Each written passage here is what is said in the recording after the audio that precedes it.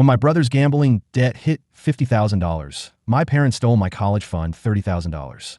I confronted them, got gaslit, and then he framed me for theft by planting my laptop in my car and calling the cops. I dug up security footage proving it was him, leaked it to the family group chat, and uncovered receipts showing my parents had bankrolled his scams for years. Took them to court, testified, and went no contact. The lasagna was cold by the time Mom dropped the bomb. Not that I'd taken a single bite.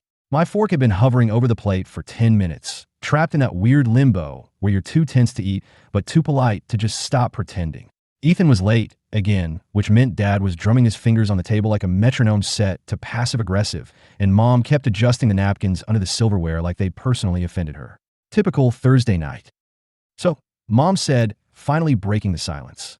She didn't look at me, just stared at the congealed cheese on her plate like it held the meaning of life. Your brother's in a bit of a bind. I snorted. A bit of a bind. Ethan was always in a bind. Last month, it was a total Camaro he'd borrowed from some guy named Razor. Before that, it was a bar fight that cost him $3,000 in dental work. The binder clip holding his arrest records together probably needed its own binder clip. What did he do this time? I asked, leaning back in my chair. The wood creaked under me, same as it had since I was 12. Dad cleared his throat.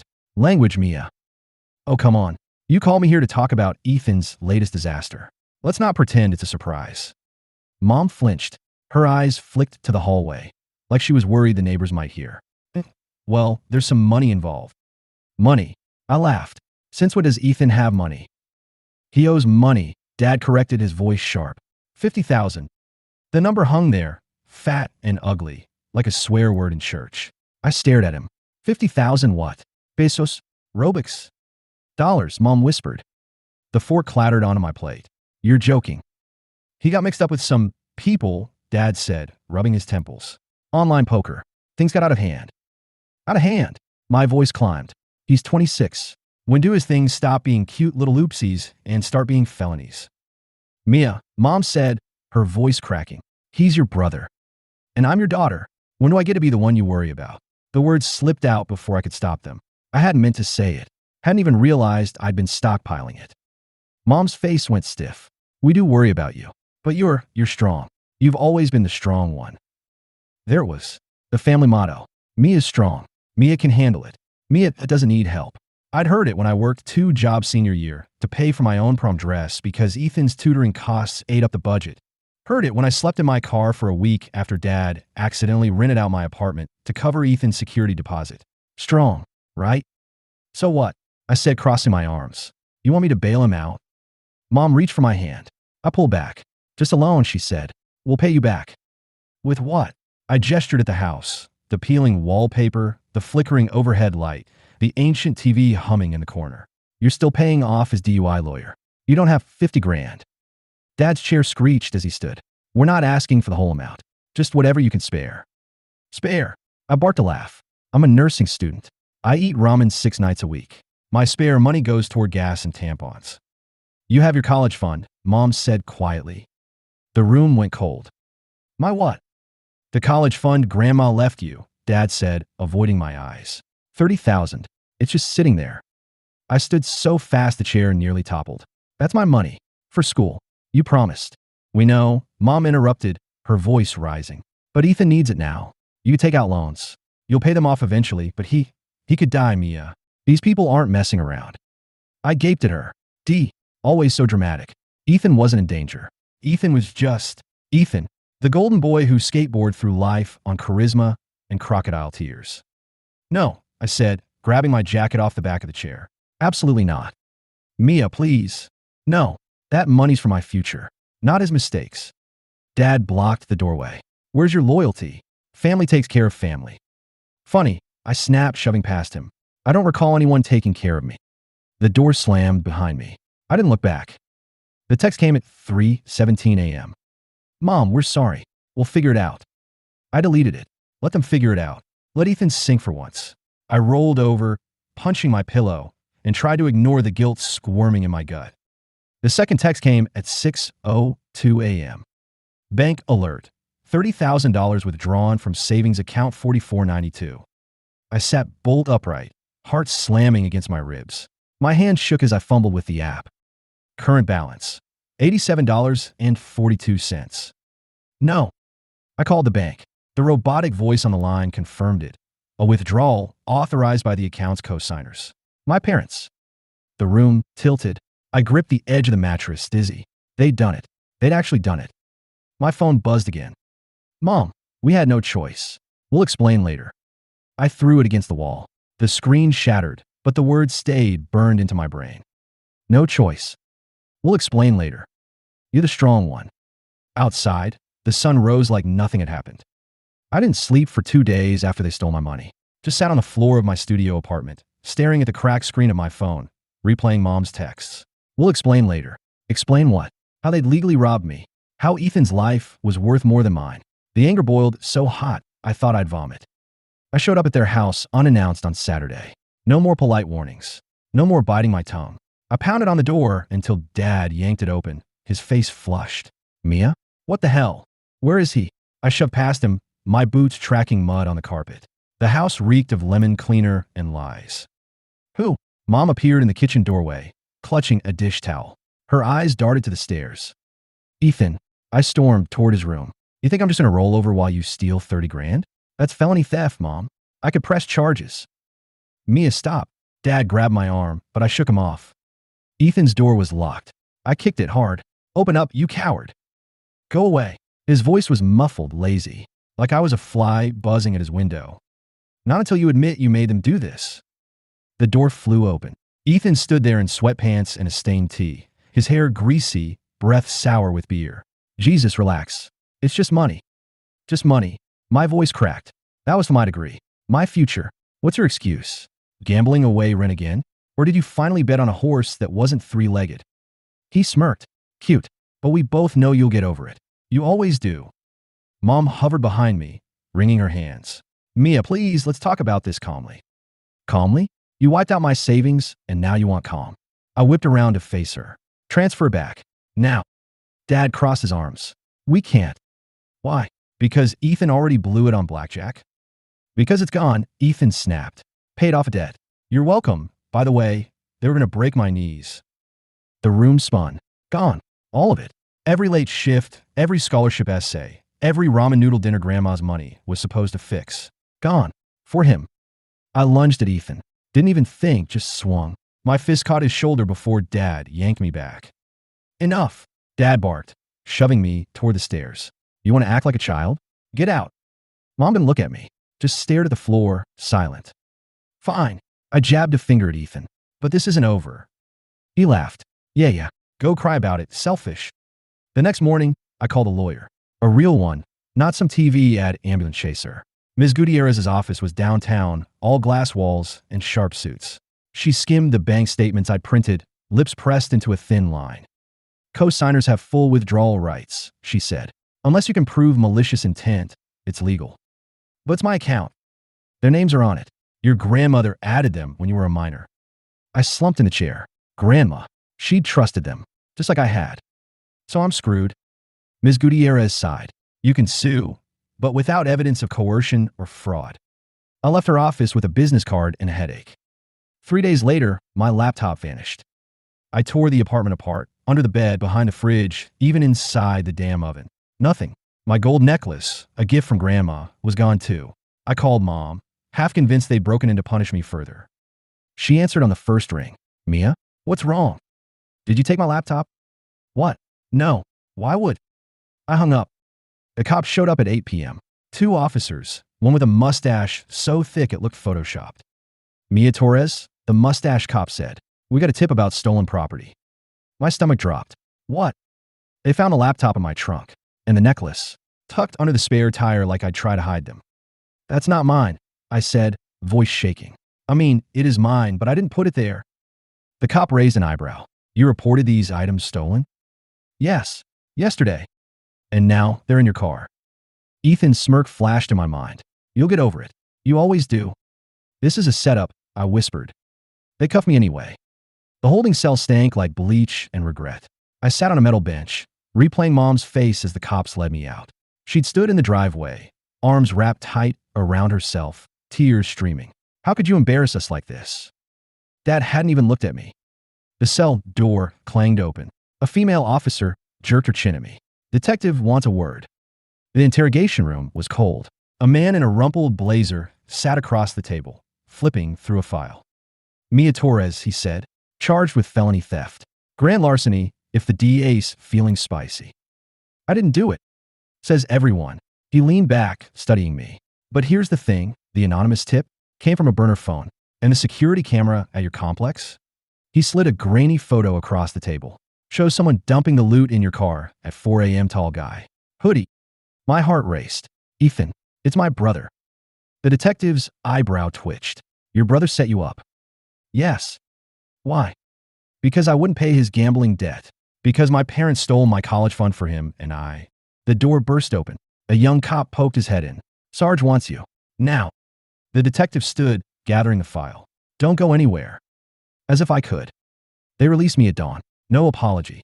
Just a pending further investigation mumbled by the mustache cop. My phone had 22 missed calls. All from Mom. I silenced it and walked home, the sunrise painting the streets in colors I couldn't name. Ethan was waiting on my doorstep. Miss me? He said, grinning. I didn't stop walking. Just slammed my shoulder into his hard enough to knock him sideways. Whoa, psycho.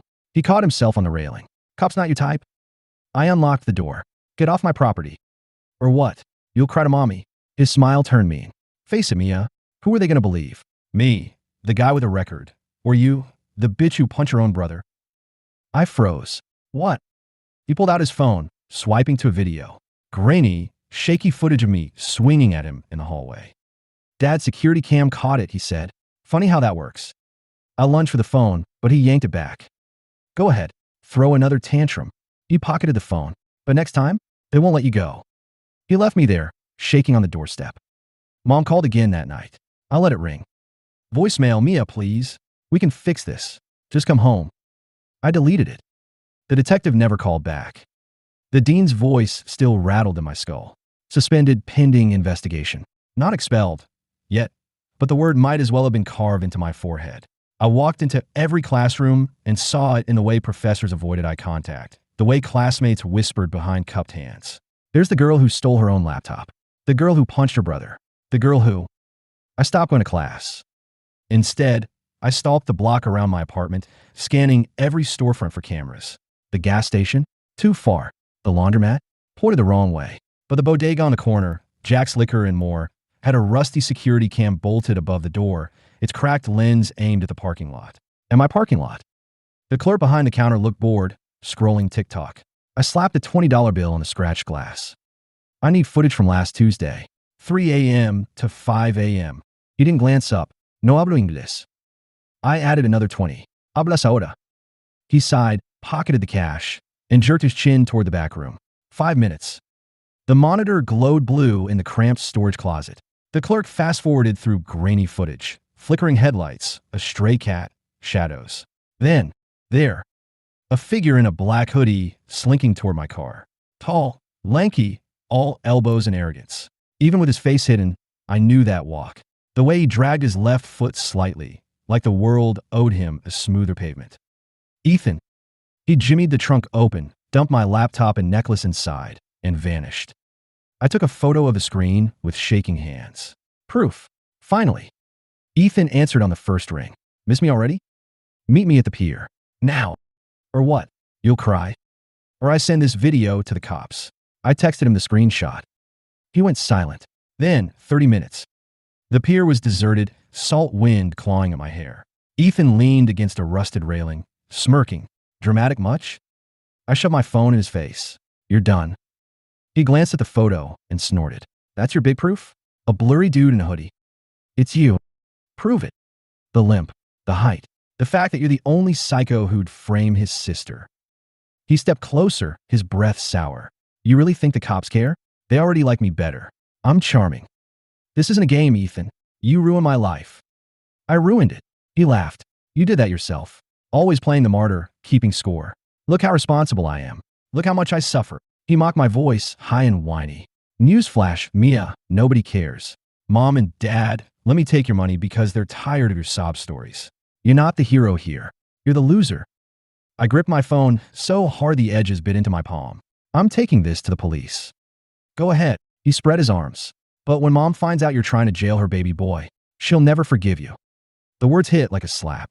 He saw it, grinned wider. Face it, sis. You lose either way. Mom called as I drove home. I let go to voicemail. Voicemail. Mia, Ethan told me what you're planning. Please don't destroy this family. I pulled over, forehead pressed to the steering wheel. Destroy. Like I'd lit the match, not him. Like I wasn't just trying to pick up the pieces he'd shattered. My lawyer, Ms. Gutierrez, called an hour later. I dug into your brother's history, she said. Turns out this isn't his first fraud rodeo. Fake checks, stolen credit cards, the works. DA might cut a deal if you testify. Will it stick? With the video? Maybe. But, she paused. Your parents will back him. You ready for that? To burn every bridge. I stared at the photo of Ethan on my lock screen. Him at 16, arms slung around me, both of us grinning. Back when I still thought he loved me. What if I'm not? Then you walk away, she said gently. And they keep taking until there's nothing left. The line went dead. That night, I dreamt of fire. Ethan stood in the flames, laughing. Mom and Dad held his hands, their skin blistering, their mouths screaming. And me? I stood outside, holding a bucket of water. Pour it, they begged. Save us. I woke up sweating, the choice still burning in my chest. I sent the video to the family group chat at 11:03 p.m. The coward's hour. No caption, no warning, just the grainy footage of Ethan creeping toward my car, hoodie pulled low, limp dragging like a bad punchline. Then I muted my phone, poured a shot of tequila, and waited for the world to burn. It took 4 minutes. Dad, what is this? Mom, Mia, answer us. Where did you get this? Ethan, LOL, deepfake much? I didn't reply. Let the pixels speak. Dad called first. Explain. Now. It's Ethan, I said. He framed me. Stole my stuff, planted in my car, called the cops. Happy family day. Silence. Then, you're lying. Check his left leg. The limp. The way the line went dead. Mom called next, sobbing. Why are you doing this? Why can't you just let it go? Because it's the truth. The truth. Her voice sharpened, venomous. The truth is your brother's suffering, and you're making it worse. I hung up. By midnight, the chat was a war zone. Dad, Ethan, get your ass home. Now. Ethan, or what? Gonna ground me? Mom, this isn't funny. People could see this. Ethan, then stop blowing on my phone. Dad, you're dead to me. I sat on my bathroom floor, watching the text flare like fireworks. Part of me wanted to laugh. Part of me wanted to scream. Mostly, I just felt numb. The cops came at dawn. Again. Mustache cop looked almost sheepish this time. We, got a warrant for Ethan's place. You know where he is? I didn't care, but I followed them anyway. Ethan's apartment smelled like weed and stale pizza. The cops tore through it. Drawers dumped, couch gutted, mattress flipped. Mustache cop held up a ledger from under the sink, its pages crammed with dates, amounts, initials. Bingo. I lingered in the doorway, eyes snagging on a crumpled receipt in the trash. $1,200, Western Union, transfer to Robert Torres. Dad's name. My hand shook as I dug deeper. A pawn ticket for Mom's wedding ring, a payday loan slip with Dad's forged signature, a stack of IOUs from Ethan to them, all dated after they'd stolen my college fund. They'd been bankrolling him for years. Miss, mustache cop frowned. You okay? I wasn't. I was ice. I was lava. I was a live wire dangling over a pool of gasoline. I snapped photos of every page, every receipt, every lie. Mom collapsed when I confronted her. Literally, knees buckled, hands clutching the kitchen counter like it was a life raft. We had to. He threatened to leave. To kill himself. With my money, I threw the receipts on the table. You lied to me. You let him destroy me. Dad stormed in, cheeks florid. Enough. You think you're innocent? You've always resented him. Always held yourself up like some saint while you judged him. Judged him? I laughed, raw and jagged. I covered for him, paid his fines, lied to his bosses, let you steal from me. What else did you want? My blood. Mom reached for me. We're family. No, I stepped back. Family doesn't do this. Dad's fist slammed the table. Get out. Gladly. Ethan texted as I hit the highway. Unknown number. You win. But if I go down, I'm taking you with me. I blocked him. At home, I uploaded everything. The video, the ledger, the transfers to a Google Drive, and emailed it to the DA, the dean, and every local news outlet. Subject, the truth about Ethan Torres. Then I turned off my phone. The courtroom smelled like old coffee and regret. I sat at the witness stand, my palms slick against the wood, and recited the facts like a robot. Dates, dollar amounts, transfers. The DA had warned me to keep it clinical, but every number felt like a scar. 1, 200, F, O, R, M, O, M, S, P, A, W, N, E, D, R, I, N, G. 1, 200 for mom's squandering .5000 for dad's forged loan. $30,000 for Ethan's lies. My brother slouched at the defense table, picking at his cuffs like this was all a boring TV show. Mom sat behind him, clutching a wad of tissues. Dad hadn't shown up. And when did you realize your parents were involved in Ethan's schemes? The DA asked. I glanced at Mom. Her eyes were red, pleading, don't do this. When I found the receipts in his apartment, I said, they've been giving him money for years. My money. Their money. Anyone's money. Ethan's lawyer objected. Relevance. The judge overruled. The DA slid a photo of the ledger toward me. And this document shows Ethan's history of fraud, correct? Yes. Including debts paid using funds stolen from you? Objection. Ethan's lawyer barked. Allegedly stolen. The judge sighed. Sustained. I leaned into the mic. They didn't allegedly take my college fund. They did it. And they'd do it again. Mom let out a sob. Ethan rolled his eyes. They found him guilty. Obviously. The security footage, the ledger, the receipts, it was a slam dunk. The judge said accountability and restitution like they were holy words. Ethan got 3 years probation, community service, and a fine he'd never pay.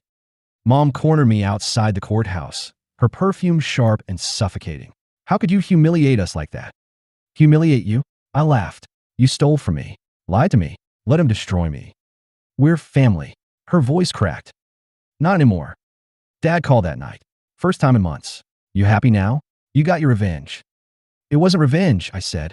It was truth. He hung up. I moved 3 states away. Changed my number. Bought a used Honda with a restitution check, $30,000 minus legal fees, and drove until the highway signs felt foreign. The new apartment was a studio with peeling paint and windows that rattled when trucks passed. I loved it. Finished my degree online. Got a job at a clinic. Ate sushi on Fridays because I could. No one asked for money. No one called at 3 a.m. crying about bail. The first Christmas alone, I drank cheap champagne in sweatpants and watched Die Hard. It was perfect. Mom's letter arrived in March. Heavy paper, her looping cursive. We were wrong. Can you ever forgive us? I held it over the trash can. Let go. Watched it hover for a heartbeat before fluttering into the bin. Almost fished it out. Almost. Then I remembered Ethan's smirk. Dad's silence. Mom's, you're the strong one. Not anymore. Last week, I ran into my high school English teacher at the grocery store. Mrs. Ridge. She squinted at me, then gasped. Mia Torres? Look at you. I braced for the how's your brother, or your parents must be so proud. Instead, she hugged me. You seem lighter. I didn't cry. Not then. But later, in the parking lot, I sat in my car and let the tears come. Not for them. For me. The girl who thought love meant bleeding out. The woman who finally learned to heal.